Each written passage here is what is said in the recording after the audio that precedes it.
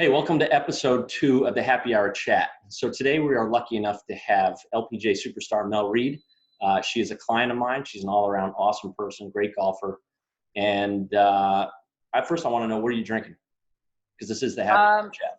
I know. Normally I would drink beer, but the only thing that Carly would drink is a Sauvignon Blanc. So I've just got a little glass, as you can see, a very small one. Of just an oyster-based Sauvignon Blanc, which is actually very nice. Chilled, very nice New Zealand wine. Lovely. Perfect. I got a porter here. This is called a Nut Crusher peanut butter porter. It's from nice. You like that? Wild Ride Brew. This is out of Oregon, Redmond, Oregon. So nice. Enjoying the cocktail Love night. Oregon. Cheers, chin chin. Virtual cheers, like I'm sure a lot of people are doing these days. So a little background on you. I'm not going to make it too long, but you're from Derby, England. That's correct, right? I pronounced that right? Very correct, yeah. Derby, England. Turned pro back in 2007. You're currently, obviously, on the LPGA Tour. A lot of wins. You won 6 times on the Ladies European Tour. And then last year, you had your best career finish in a major, right? That was the Women's PGA Championship, tied for 3rd. 3-time member of the Solheim Cup. Just kidding, Cup teams. Dude, that was a mistake I made earlier in the interview questions. But last year you were a coach on the Victoria's team.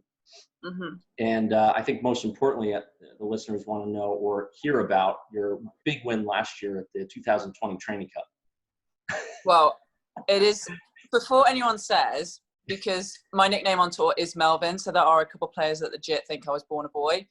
It isn't the Training Cup as you think, it's Transfusion Cup. We obviously just need to make that clarification clear. I mean, to be honest, it's probably Jackie Concolino, a good friend of mine, usually can drink me under the table, which is pretty impressive, is usually reigning champion, I think a few years in a row now. So to take that victory from her was one of the biggest achievements of my golfing career, I think. Well, congratulations. I've heard all about it. I do have a few clients that have played in that event over the years, and usually leaves a mark. Tell me a little bit about that game again. So essentially the Monday after CME, there's a bunch of like LPGA players, a bunch of your clients. I can't actually remember seeing them. We went hard very early. It's actually just after it's usually just after everyone wants to like relax, everyone wants a few drinks, and it's basically just a complete disaster. So basically what it is like you play around a golf, you have a partner, but every time you drink a transfusion, you get a shot taken off. So if you have like 2 transfusions in one hole and you make a 4, it's actually a 4 net 2, so it's an eagle. So, I was very proud of myself for winning that one. You were standing. Pretty good. I'm pretty proud of myself. Awesome. So, we first met, I guess, about a year ago, right? A little bit more than a year ago when you first moved to 18 months ago, yeah. Yeah, when you first moved to the United States. So, you've been in the United States now for a little while. You miss England? I mean, you miss living there? Yeah, I do. I do miss England a lot. Like, I went home for about 3 weeks over Christmas and New Year. I miss like my people there. I miss the culture there. I obviously miss my family a lot. But right now, like, this is where my opportunity is over in the States. I certainly enjoy living here. Don't get me wrong. Like, I do feel like I'll be living here for, many, many years to come, and made, a bunch of really good friends here. Like, I've got a really good circle of mates here, which is nice. I mean, I do enjoy my lifestyle here, but I certainly do miss like aspects of England. I don't miss the weather, but everything else I pretty much do miss. Yeah. Right. You find the LPGA a lot different than the Ladies European Tour? Yeah, it's hugely different. I mean, hopefully now the LET, the Ladies European Tour, can kind of get on a bit of a roll and produce some really good young players as it once used to do. Now they've got a bit more tournaments with, the co-sanction with the LPGA helping them out there, which I think is a great move personally. Mm-hmm. But yeah, I mean, when I first came out on tour, it was a great place to start your career. There was a huge competition. We had a bunch of events all over Europe. It was kind of, you're 18, 19 years old, traveling around Europe, and it wasn't exactly kind of like the iPhones that you have now. So you actually literally had to like read maps and stuff to go around. And it was a great experience to me. It was one of like the best times of my tour life, honestly. And it was a little bit more relaxed than kind of what the LPGA is. But I mean, the LPGA is where you want to be. It's the best tour, in my opinion, in the world. The diversity, the competition, the way that we get treated as athletes, very privileged to be playing on it. How did they leave it right now with you guys? I mean, what's the status currently? When is the next tournament you're We don't know. scheduled? I mean, we're not probably going to play now until we have a tournament, the Pelican Open in St. Petersburg in obviously North Florida. So, I mean, that's probably the end of May. That's probably as early as we're looking at. But, I mean, I'm kind of in close contact, obviously, with my family. I can't actually go back to England right now, but I'm in close contact with them with all this stuff. And, I mean, it doesn't even seem like this whole coronavirus is even peaking yet. So, you know, it's all up in the air. I mean, what you're going to do, you just got to, you know, do the best that you can with what you've got. And, yeah, you just got to stay safe right now. That's more important than playing golf. What do you, how are you feeling your days right now? I mean, the golf courses, I think you told me before we started that they're closing the golf courses down potentially. So. Yeah, they're starting to close the golf courses. I mean, down, obviously you're doing the workouts I've given you. I mean, that's clear. Well, obviously, because they're just, yeah, I mean, it's great. I mean, I'm luckily I have honestly, like, I'm not trying to blow smoke out your ass here, but I have a trainer like you, which is giving me these, you know, home workouts. And, you know, I've said to you, like, I bought a bunch of dumbbels before everything ran out, and medicine ball and TRX, like, you kind of prepared us all to what might happen. So I'm kind of trying to keep a schedule as much as possible. I'm doing that. Went up the Floridian today to do some work. I'm just trying to take advantage of the open courses that I have right now. Sure, the two courses I play out, the Dive Preserve and the Floridian. So I'm just going to keep doing that until they basically tell me to stop. I'm actually reading a bunch, which... Nice. I know, I'm learning a bunch of new words, which is great. Your vocabulary is improving, huh? Yeah, I mean, my intelligence is skyrocketing right now. So, but yeah, I mean, I'm trying to fill my days. It's difficult, but you got to see it as an opportunity. You know, it's a great time to, you know, we're self-isolating right now, but, you know, it's a great time to spend with Carly and to connect. Like, I try and ring my dad every day. He doesn't pick up, but I'm trying to ring him every day and talk to my family. And it's, you know, I'm trying to see the positives in all this kind of craziness that's going on. Right. So let's go back a little bit. I think anyone that knows you knows you're a pretty good athlete. You've excelled in a lot of sports. You're very fit, obviously. I mean, was golf? I know I'm sure golf was not the only sport you played growing up. No. So I walked when I was like 7.5 months. Really? Legs were like so far out. Yeah, I don't know if that means anything though. Well, is this because you got Kaylee? She's not walking yet. Is that what it is? She's not walking yet. That's exactly right. So, just wanted to throw that in there. So, but yeah, no, like I skied since I was 18 months. Played football since I was 2. So, sport is literally the only thing I've got going for me. So, you know, as soon as I start not being good at that, I've not really got a lot going. But yeah, so I wanted to be a professional footballer. Real football, not this throwing ball stuff that you guys do. Real like foot to ball, proper sport. And then wanted to be a snowboarder, and then somehow got into golf at about 10 years old, and just got hooked straight away. I got the bug, and that's kind of what I wanted to do since I was probably 13 years old. So I'm always curious about this because I played junior golf and at a decent level. I ended up playing college golf. But when did you know you were like really good? Like you had a chance to play on tour. You were shooting rounds in the 60s very consistently. I mean, how old were you? Yeah, I mean, honestly, like probably I got to scratch at like 14, 15, maybe 15. I got to scratch. I was kind of on the England squads, and it was really when I was about 16. I left school at 17. I didn't go to college in the US. I was going to, but my mum was like, look, I really don't want you to be let loose because you're a bit wild, and I just need to keep an eye on you before you do something stupid. And I got a job, and it was kind of then that I learned what hard work was. And I was very structured. Like, you know, I didn't go out and drink. I wasn't drinking. I wasn't going out and partying like a lot of my friends. I was literally just working. Like I saw this dream that I wanted to be a professional golfer and to change the world. And you know, I had a nutritionist at 17. I had a trainer, I had a skills coach, I had a mental coach. I had all these coaches around me that I kind of used, and just very, very, it was probably 17 years old where I was like, this is actually what I want to do the rest of my life. Like, well, rest of my career, you know, to a certain point. So yeah, that was kind of it, really. I just realized very quickly what hard work was, and what I almost was ahead of the people. Like I was ahead of people at my age, because I was very aware of like my nutrition, my strength training, my preparation, everything like that. I was almost like 3 or 4 steps ahead of people around me. Yeah, and at that age, it's almost like a maturity thing that you don't see it that young. At 17 Yeah, years no. old. A lot of times there's a lot of distractions, that sort of thing, especially when kids go to college. Exactly, yeah. But yeah, you're definitely ahead of the curve there. So I think people who know your story, and I remember the first time I was exposed to you was I was watching TV, and Golf Channel did a great show on your background, your personal life, and then obviously what happened with your mother. And I know you went through a tough time between 2012, 2015 after you lost her. You know, and I think this is a question you've been asked a million times, but some of the listeners may not have heard it, but really what has helped you the most, I guess, to get back on your feet and to kind of get back to that consistent routine of playing good golf again and practicing and doing all the things that you said you were doing almost before you turned pro?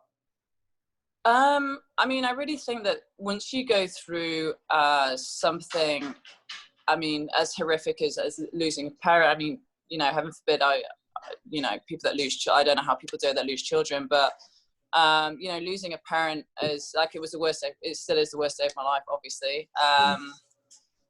I mean, grief is a funny thing. There's no right or wrong way to do it. Looking back, would I have done things differently?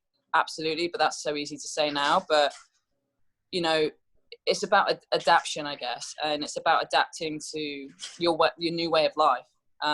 You know, there's nothing that I could do about it. I couldn't control it, but what I can control is how I use what has happened to me in a positive way.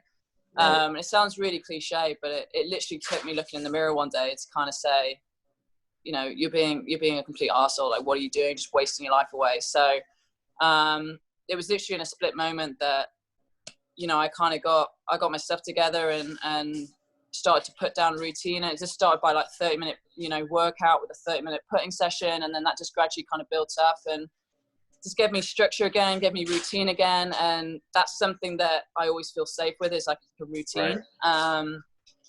But yeah, I mean, it's just, I'm always trying to take the positive out of it, basically. I mean, it's such a horrific thing that people are, how can you take positive? But it has honestly made me such a better person. And I honestly don't think I would be where I am today if that hadn't happened. Really? Yeah. And I think you touched upon a good point, and I try to talk to my clients about this, is that when you're trying to make goals or kind of come back from maybe a dark place or trying to create better routines, is to start with like achievable goals, something that's very small, because it's very easy to overwhelm yourself when you're starting out, especially coming back from something like you went through, especially if you're trying to play good golf again. So I like what you said about, you know, 30-minute routines and then just building upon that stuff that, you know, that when you look at it on paper, it's not you can do this. You know what I mean? It's not overwhelming. Yeah. And like, I'm a big believer, like, if you win the morning, you win the day. Yeah. So I would literally get up, and before I even had time to think, I would just like go to the gym, do my practice. Well, I did everything by like 9 o'clock some days, but I felt like I'd achieved something. So It didn't really matter what I did the rest of the day at the very start. So that kind of helped me as well, is to, you know, you win the morning, you win the day, was kind of a good starting for me. You go to bed, you know, feeling like you made an accomplishment. Exactly. Yeah. And then, you know, going to bed, sleeping well, and then waking up and doing it all over again. Kind of staying on that personal life a little bit. 2018, you came out as a gay athlete in an interview with Athlete Ally. How has this been received by other players, fans, family? My fan base has changed, that's for sure. Really? Yes. You're very popular. All the girls that follow me now have hair like you. No, joking.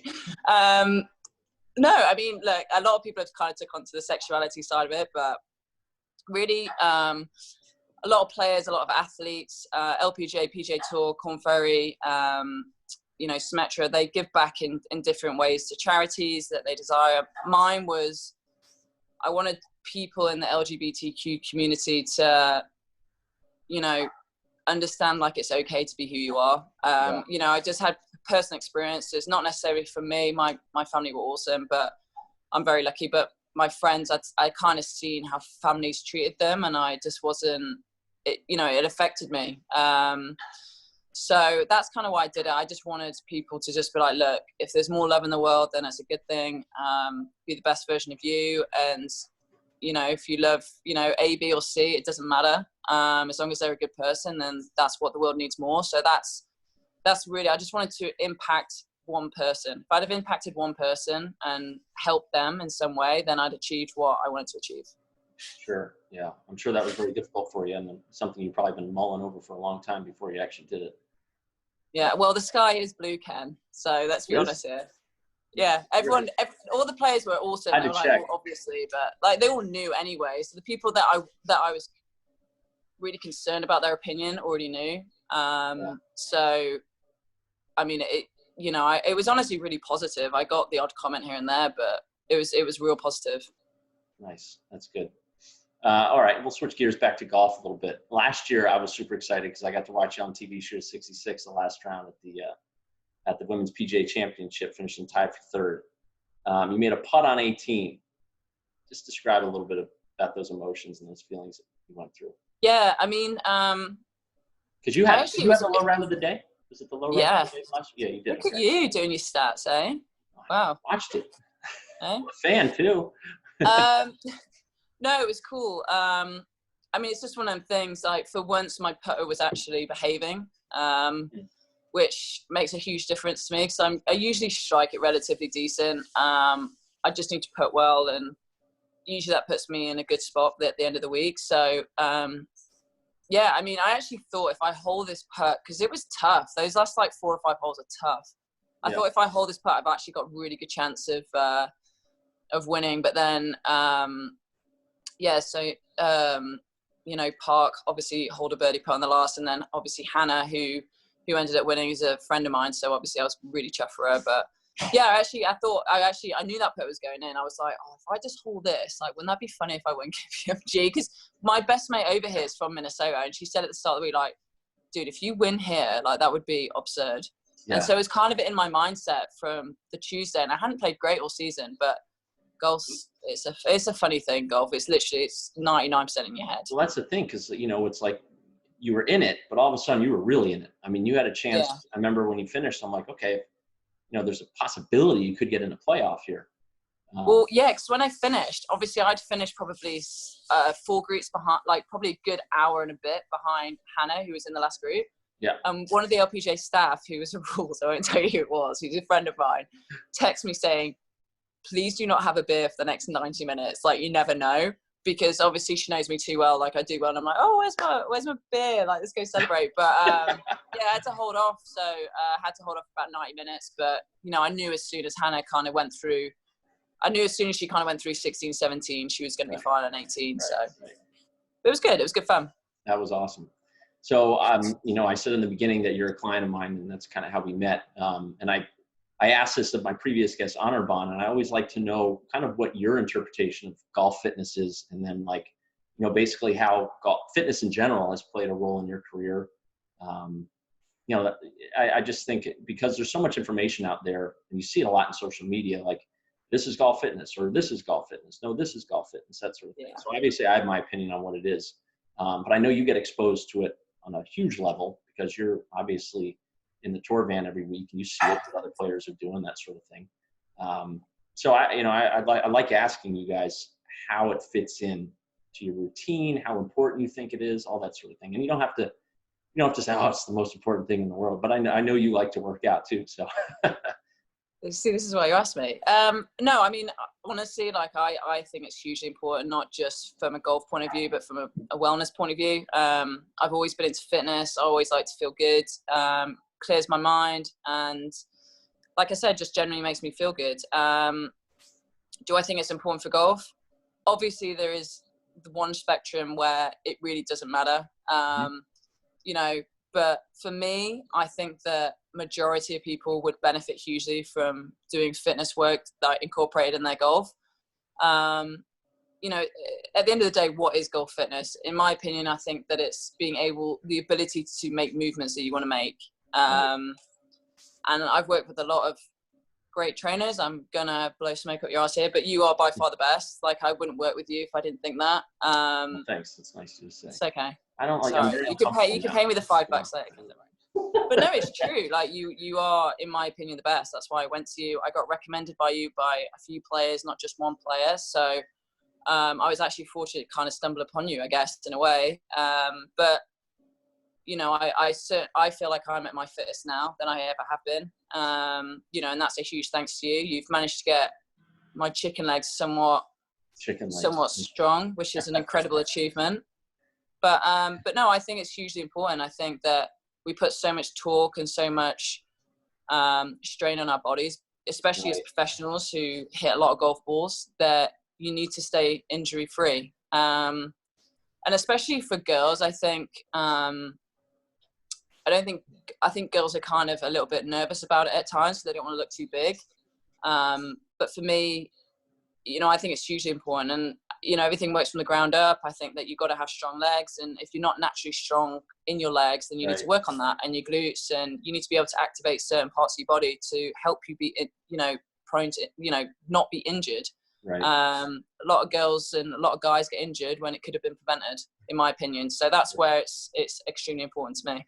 Right. So your swing coach, Jorge, is a big fitness guy. You know, I remember speaking to him when you brought him into one of your first sessions. Tell me a little bit about your experience working with Jorge and how he's helped your game. Jorge is, I mean, again, I wouldn't hire him if I didn't think he was an incredible coach. He's a complete golf nerd, which I'm not. Yep. Yeah, which I'm not. He knows everything about golf. But, you know, technically he's incredible. You know, we've been working together now nearly 2 years, so we're still learning how to communicate with each other to a certain extent. You know, he always says he's got about 6 or 7 of us on tour, so how he copes with 6 or 7 women, I literally have no idea. He deserves a medal, but, you know, he gets it. You know, he's just extremely thorough. Like we've spoke about this before. He literally has no stone unturned. I was going to say, he's obsessed. He's obsessed. Literally obsessed. That's all he thinks about. That's all he thinks about, which actually creates a lot of trust without you probably realizing it. You know, he drives me nuts sometimes, but I'm sure I drive him nuts. But you can't help but trust the guy because he knows what he's talking about. Right. Awesome. All right. So I asked these 3 questions again of Honor Bond when I interviewed him.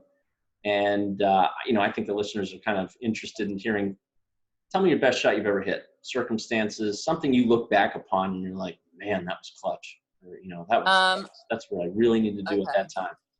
So 2017 Solheim Cup in Des Moines. So Annika was captain. She was putting me and Charlie Hull out first. And she was like, do you want us to put you out first or do you want us to put you out second? We can put Anna out. And I can't remember who Anna was playing with. Maybe, I don't know. Anyway, and Anna was playing with someone. And I was like, no, I want to hit the first tee shot of the Solheim Cup because obviously the visitors always hit first, right? So I'm on the tees, drive a par 4, and I'm like chest out like a peacock, like, oh, I'm going to smash this. I hit driver to about, on a drivable par 4, probably, I don't know, 20 foot. So I'm feeling pretty good about myself. Lexi comes up like grit a 3-wood to about 6 foot. So I enjoyed it for about 35 seconds, and then Lexi completely destroyed my ego. But that's probably one of the best shots I've ever hit. That's pretty funny. I was going to say, that leads into the next question. What is the strangest or most embarrassing thing that's ever happened to you in golf? Oh, I've had too many. Ken. I've had too many. Oh God. I actually, so I don't know why this has come to my head. So I was playing in Dubai. I don't know, I made 6 on the last. It was par 5. And so the water, if people know Emirates Golf Club, it's where the guys play the Desert Classic. So I've gone to like underarm throw into the water, but there's like a car, like a sponsorship car in the middle of the pond or middle of the lake. So I'm like midway through thinking, oh, do not hit the car. So then I've like freaked out. So I've like gone like this backwards and it's hit the hospitality, which has like the prints in it and everything. And I was like, oh, I'm so sorry. And people, like the girl who I was playing with was still putting and she had to back off a putt and I had to go and get my ball. It was so awkward. So that's probably the worst thing I've ever done. Oh my God, that's pretty good. I didn't know that one. Yeah. All right, so best Solheim Cup story. What can you tell me? Oh, you see, these are all private, aren't they? These are brutal, I know. I mean, the par, this one that we just won in last year was pretty good. Oh, I've got one. Okay, so one that's coming to my head that I can actually the talk PG about. version. That I can actually talk about. Okay. So my best mate, she's been my best mate at home since I was 10 years old. Bren Lau, she used to play on tour. So she came to the gala dinner with me. And obviously, as a captain, I can drink because obviously I'm not playing. And I knew at that point then I wasn't playing. So I was on my best behavior all week. And then obviously, gala dinner, I get a little bit leery. So me and Bezzy are in the bar drinking, blah, blah, blah. We drink until, 4 a.m. And Brianne's got to get up for her train to go to work the next day. It's like, I don't know, 5:30 in the morning. So I woke up and I'm like, I was like, I can't get you a courtesy car, Bezzy. Like, they're not around. I said, but I've got an idea. I've got the key to my car. Obviously, the Solheim car that says vice captain on it. Well, I've took this car, this buggy, and I've driven it to the train station, which is about 2 miles away, on the road, just driven it. And everyone's pipping me like, woo, like this. So I've driven her, dropped her off, turned around and drove back. And the police stopped me. And I was like, oh, I'm in so much trouble. And he's like, all right, Mel, you're right. He says, you're right, going back? I was like, yeah, I'm good, mate. And just carried on and parked it up, and then met Beanie for a team met Katrina and Matthew for a team meeting at 6:30. But yeah, drove her 2 miles in Scotland on a main Get a police escort road. back? Pardon? You get a police escort back? A police escort back, yeah. I thought I was getting arrested, and actually he just was chatting to me, next to me. I was like, all right. It's good to be a captain. That's good. Yeah, they had to charge the car up again, though. Oh, jeez. Yeah, it was good fun. Awesome. Well, I'm not going to keep you any longer. Thank you for doing this with me. No, of course. Awesome. Thank you. Thank you for doing your hair. I took a shower actually before this too. I got a good workout in, and I was like, man, I can be pretty good since it's going to be on video. So where can people find out more about you? What do you mean, social media? Yeah, Is that what social you're media. Yeah. Okay. So I'm at Mel Reid Golf on Twitter and Instagram. So I'm not entertaining on either of them. So if you give me a follow, that'd be cool. Awesome. And then you're also doing a little LPGA coverage right now? I did it today. Yeah, if you look at it, I found it quite funny. I don't know if I was actually loving on Webby today, Kari Webb.